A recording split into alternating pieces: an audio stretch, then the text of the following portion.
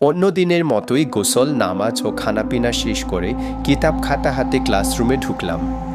Class শুরু হতে আর মাত্র 5 মিনিট বাকি। ছাত্ররা নিঃশব্দে বসে হুজুরের আগমনের পথের দিকে তাকিয়ে আছে। ঠিক তখনই এলো পাগলা ঘণ্টার বিপদ সংকেত। সবাই এক দৌড়ে ছুটল মসজিদের দিকে। মুহূর্তের মধ্যে কানায় কানায় পূর্ণ হয়ে গেল মসজিদ। বড় হুজুর মলিন মুখে মিম্বরে দাঁড়ালেন, চোখ ভেজা অশ্রুতে। বললেন, বাবারা, দরুদ ইস্তেগফার পরে একাগ্র মনে দোয়ায় ইউনুস পাঠ করো। দেশের অবস্থা খুবই ভয়াবহ। আমরা ধ্বনির সাথে সাথে গুনগুনিয়ে পড়তে লাগলাম, লা ইলাহা ইল্লা আনতা সুবহানাকা ইন্নী কুনতু মিনাজ জালিমিন। 1 ঘন্টায় পড়া হলো 1.25 লাখেরও বেশি। তারপর হুজুর কান্নায় ভেঙে পড়লেন। মসজিদে আমিন আমিন ধ্বনিতে কেঁপে উঠল বাতাস। তারপর হুজুর জানালেন ভয়াবহ খবর। সমরকন্দে জামে মসজিদের খতিব সহ বহু আলেমকে কমিউনিস্টরা শহীদ করেছে।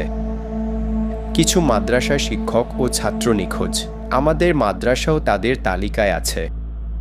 আজ থেকেই মাদ্রাসা অনির্দিষ্টকালের জন্য বন্ধ। শুনে পুরো মসজিদে নিস্তব্ধতা নেমে এলো। হুজুর হাউমাউ করে কাঁদতে লাগলেন।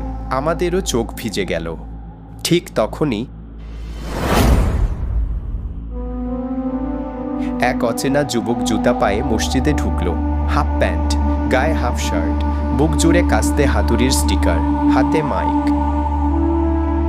মাইকে বলল, মৌলবাদীরা, লেনিন স্টালিনের মতবাদ মানো, মোহাম্মদের ধর্ম আর চলবে না। শত শত ছাত্রের সামনে এমন স্পর্ধা, কেউ প্রতিবাদ করার সাহস পেল না। আমিও চেয়েছিলাম দাঁড়াতে, কিন্তু পারিনি। সবাই চুপচাপ রুমে ফিরে গেল। কারো মুখে ভাষা নেই, চোখে শুধুই পানি। একে অন্যের দিকে তাকিয়ে আছে অপলক দৃষ্টিতে। ছাত্ররা দাঁড়টি বেঁধে একে একে বিদায় নিচ্ছে, চোখ ভেজা, হৃদয় ভার। আমি তখনও থেকে গেছি, কারণ বাড়ি বহু দূরে। ওস্তাদ জালালউদ্দিন বুখারী ডেকে বললেন, বাবা, জানি না এই দেখা শেষ দেখা কিনা। এখন আলেমদের জন্য খুবই কঠিন সময়। বুখারার বহু আলেমকে সাইবেরিয়ায় পাঠানো হয়েছে, বরফে ঢাকা, জনমানবহীন অঞ্চল। তুমি বাড়ি ফিরে যাও, যতটুকু পড়েছ মুতালা করো, আল্লাহর কাছে বেশি বেশি দোয়া করো। আমি মাদ্রাসার প্রতিটি কক্ষ ঘুরে দেখছিলাম।